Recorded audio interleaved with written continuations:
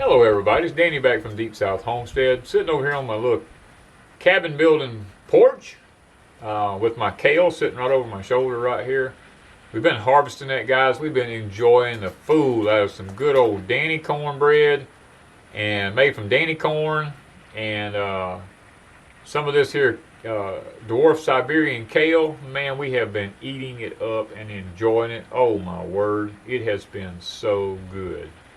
This kale has been some of the better kale that I've ever grown. Bug-free, just beautiful. I mean, it's just beautiful. But guys, today I want to talk about something other. We're in the time of the year right now where lots of people are raising hogs, pigs, whatever you want to call them, for the homesteads and eating, and they're trying to locate different breeds to raise on the homesteads and stuff, to fatten up for this winter to have butchered. And there's a lot of misconceptions out there. Now, I've raised pigs for probably 40-something years, and I've butchered my own pigs. I have haven't made any videos on butchering pigs yet. I may do it this year. I've done some on butchering deer and chickens and stuff like that. I may do a pig butchering video this year if I can talk Miss Wanda into going through it with me. But guys, one of the big misconceptions, I mean, people talk about they want heritage breed pigs.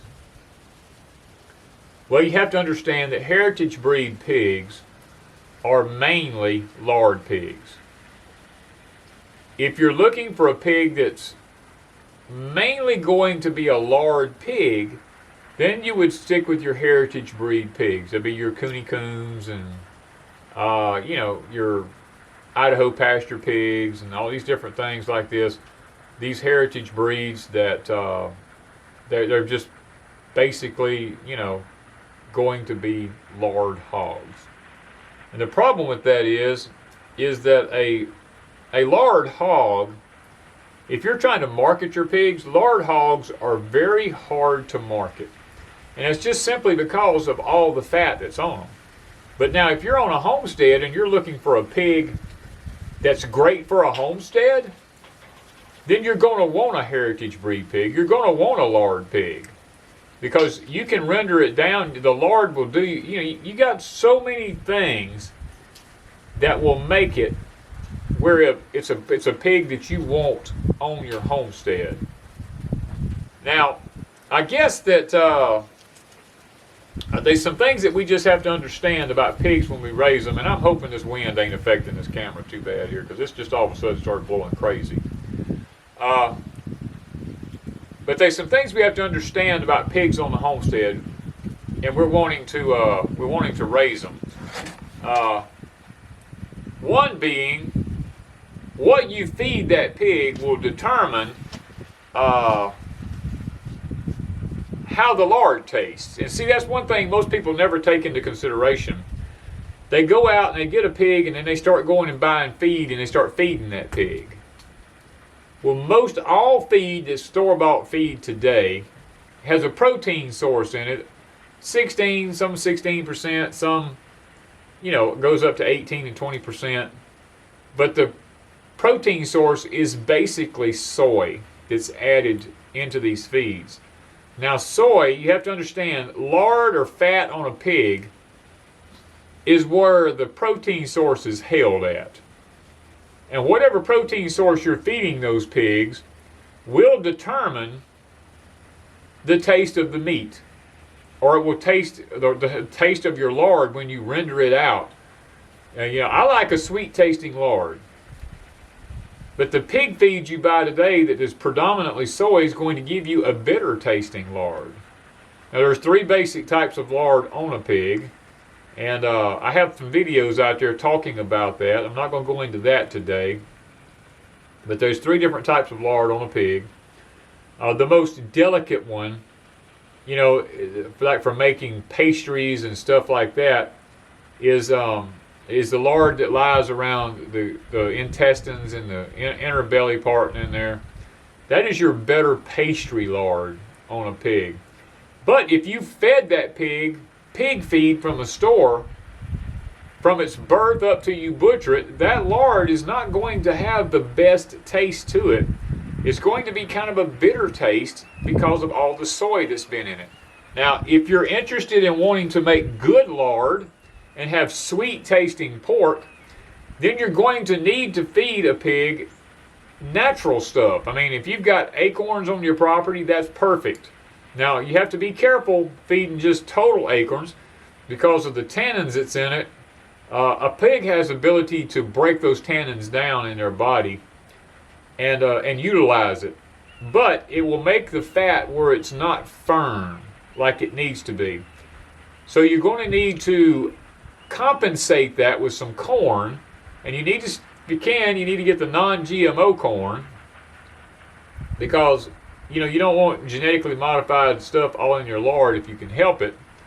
But the problem today is most commercial corn grown out there for animal feed is genetically modified. So I guess what I'm trying to say is, if you want decent tasting lard and you want decent tasting pork, you're going to have to try to feed those pigs natural things as much as possible. Now, there are some myths that I'd like to clear up about pigs. People go, well, I want a grass-fed pig. Well, let's there really is no such thing as a grass-fed pig. That just really doesn't exist. That's just something that people has begun to say. A pig is a lot like a human being. He has one stomach. If you put a pig out on grass and you leave him on nothing but grass, he will eventually die.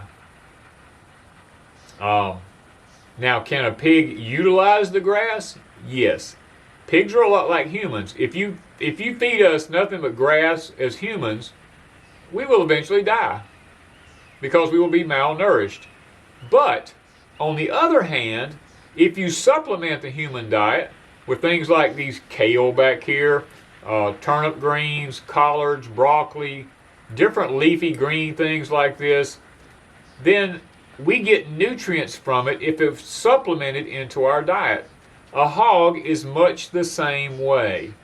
You can put a hog out on pasture, and yes, he will eat a certain amount of grass, and that will help him to get some of the things that he needs to utilize his body and his ability to survive, and he'll stay fat.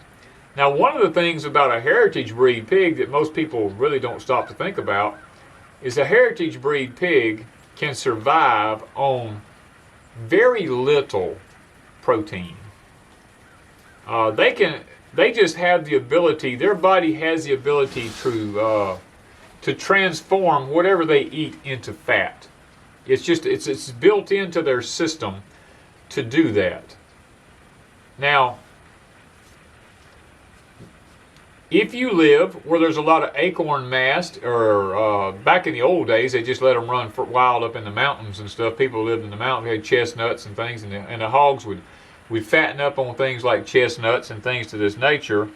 And then they would stay butterball fat that way. And then when it comes time to get ready to butcher a pig, like mine was getting pretty close to getting time to butcher them, I'm going to try to locate some good corn, and I'll probably try to start feeding them out on some good corn, because that will not only sweeten the fat, but I have lots of acorns here that we rake up and put in there for the pigs to eat, to build their fat storage up. And the corn will help to firm that fat up, and it will also help to sweeten that fat up. And that way, my lard that I make out of it will be a lot better lard than what it would be if I just fed them pig feed all the time. Now, I do give mine some 16% pig feed every day. I give them a couple of quarts every day between two pigs, but mostly they get things like acorns and food scraps, and so when we take the leaves off of this kale, as I thin it out, I take all the roots and the stems and stuff like that, and I throw them over in there, and they eat all that kind of stuff. And the sugar cane, when I cut the stalks off on it, the little pieces that's left over, I throw all that over there into them. They chew on all that. Just all food scraps, they're converting it into actually meat, and they're growing out really fast. Now, one of the drawbacks now mine is a Berkshire cross. Mine's not really a heritage breed. Mine's a Berkshire cross. I did that on purpose because I wanted them to grow out really fast. One of the drawbacks to a heritage breed pig is that it takes them a long time to grow out. It takes over a year to fatten one of them up and to grow it out like it needs to be done. That is the drawback to these heritage breed pigs. Now, there are some breeds that are better than other breeds. The Cooney Coon breed is probably, as far as I know, is one of the only breeds out there that will utilize grass more so than any other pig out there. You have the Idaho Pasture pigs, which is bred from the Cooney Coon pig, that will utilize grass a pretty good bit themselves. And people go, well, they're grass eaters. Well, they don't tear the pasture up. Well, it's not. They don't tear the pasture up because of the way their noses is made. They don't have the ability. I mean, they can root, but it's not comfortable for them to root. My daddy used to make a statement about these wild pigs. He called them piney wood rooters.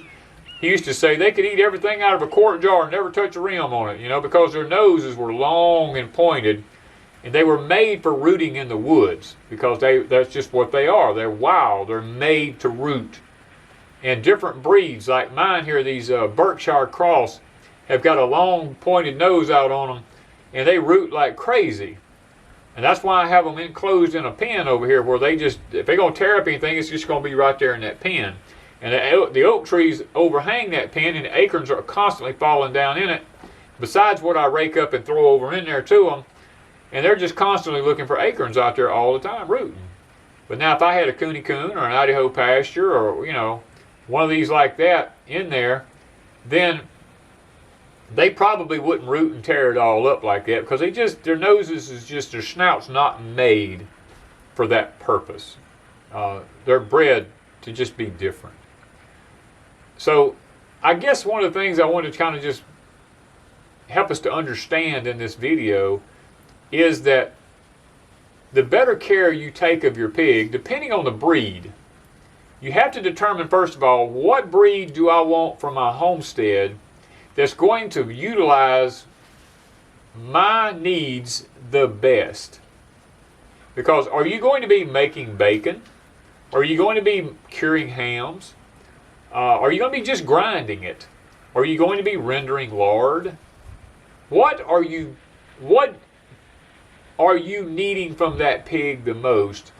That will determine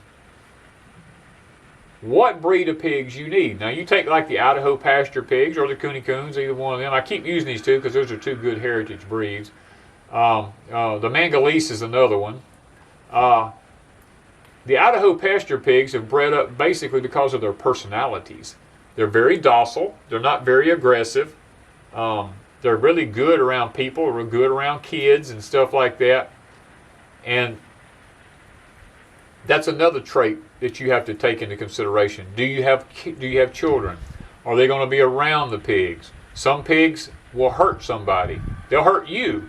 I mean, I've had breeds here before that had wild mixed in with them. I bred up a particular breed that I was interested in by crossing wild with mule foot and then registered spot. I ended up with a pig that was one of the most fantastic pigs in the world. But buddy, you better not get in that pig when that mama had little ones, because she would eat you. You had to be kind of careful. But the meat was the best tasting meat. The lard, you could get it on your hands and put it under hot water in the sink with no soap and wash the lard off your hands, and your hands wouldn't be greasy. I mean, these are things that I bred up in these pigs. And, I eventually got rid of the breed because I was trying to cut back and get other things done on the homestead. But you have to determine, what is it that you want a pig for on your homestead? Me, I wanted a pig that was fast growing. I wasn't interested in grass fed out, grazing in pastures, because I just don't have that. I wanted something that grew off really fast. I wanted, like in 4 months, I wanted it to go from being a little pig to being 300 pounds in 4 to 5 months. And I wanted a pig for bacon. I wanted my ground meat out of it. I wanted my fat out of it. I wanted all this kind of stuff out of it. And that's why I went with the Berkshire Cross, because it fit my needs the best. You may have something totally different. You may want a heritage breed that you have to use to, it may take longer to grow it out. It has a better personality. And mine doesn't have the best personalities in the world because I don't care. I'm going to butcher them. It doesn't matter to me. It's not something I'm going to be raising little ones from. But guys, stop and think about what you need the animal for before you go and purchase it. And then try to determine which breed you want. And please understand, there's no such thing as a grass-fed hog. Hogs have one stomach. Humans have one stomach. If you're looking for something that's grass-fed, then you have to go to something like a cow or a goat or a sheep, something that has multiple stomachs that can belch its food back up and rechew it and reutilize it and break it down and ferment it in their stomach and get all the nutrition out of it that they need.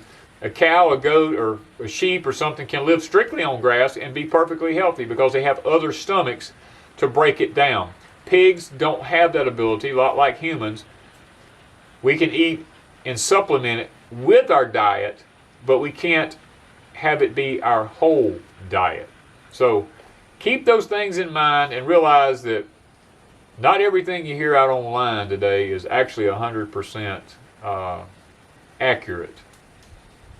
So guys, I hope today's video has been a little bit educational about the different breeds of pigs and how to best utilize them and what you want them for. If you're looking for something for some good bacon and you like a lot of fat in your bacon, then you need to stick with a heritage breed. And me, I like a mixture.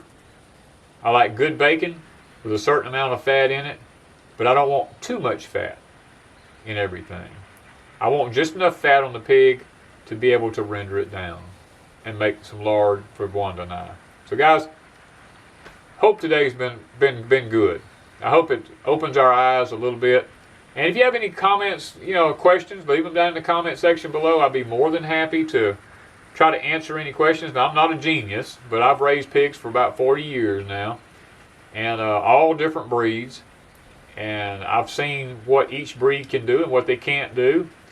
I butcher my own a lot of times. I smoke my own meat. I cure my own meat.